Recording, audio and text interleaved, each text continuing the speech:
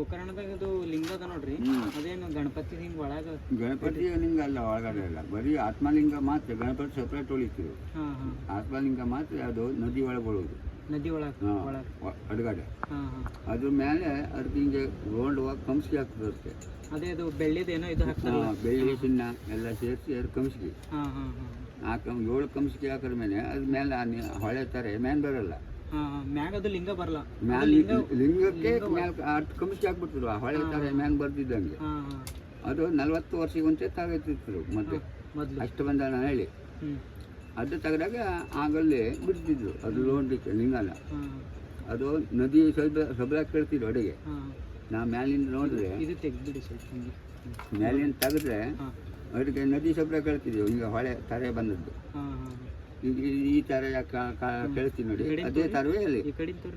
ಹಾಂ, home beach ಈ ಕಡೆ ಹಂಗೆ ಅದೇ ತರವೇ ನದಿ. ಇದೇ ತರನೇ ಅಲ್ಲಿ ನದಿ ಅಲ್ಲಿ ಅಡುಗೆ ಕೆಳಗಡೆ ಆತ್ಮಲಿಂಗದಲ್ಲಿ. ಈಗ ಅದು ಗುಡಿ ಎಲ್ಲ ಕಟ್ಟಿದ್ರೆ ಯಾರಂತ ಏನು ಗೊತ್ತಿಲ್ಲ.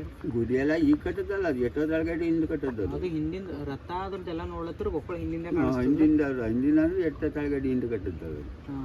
ಅದೆಲ್ಲ ಜನಮನ್ಸರು ಕಟ್ಟದ್ದಲ್ಲ, ಅದೆಲ್ಲ ಎಲ್ಲ ದೇವತೆಗಳೇ ಜನಮನ್ಸರು ಕಟ್ಟದ. ಆ ದೇವಸ್ಥಾನ ಅಲ್ಲ, ಸಾಧ್ಯ ಇಲ್ಲ ಅದು ಹಿಂಗೆ.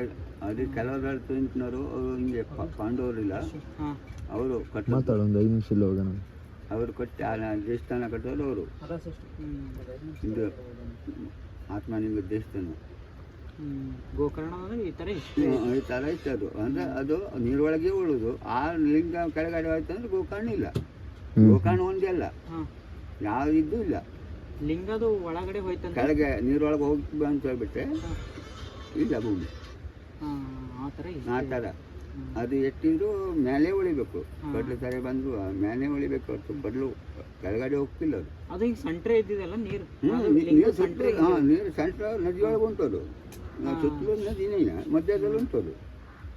ಅಲ್ಲೇ ಇರೋದಲ್ಲ ಈಗ ಮೇನ್ ಅದು ಗುಡಿ ಒಳಗೆ ಇದ್ದಿದ್ದು. ಅದೇ ಗುಡಿ ಒಳಗೆ ಮಹಾಬಲೇಶ್ವರ ಗುಡಿ ಒಳಗೆ ಮೇಲೆ ಒಂದು ಲಿಂಗ ಇಲ್ಲ, ಆತ್ಮಲಿಂಗ. ಅದೇ ಕೆಳಗಡೆನೇ ಇದ್ದದ್ದು, ಅಲ್ಲೇ ನದಿ ಇದ್ದದ್ದು ಅಡುಗೆ. ಆಯ್ತು ಸರ್, ತುಂಬ ಧನ್ಯವಾದಗಳು. ಆಯ್ತು.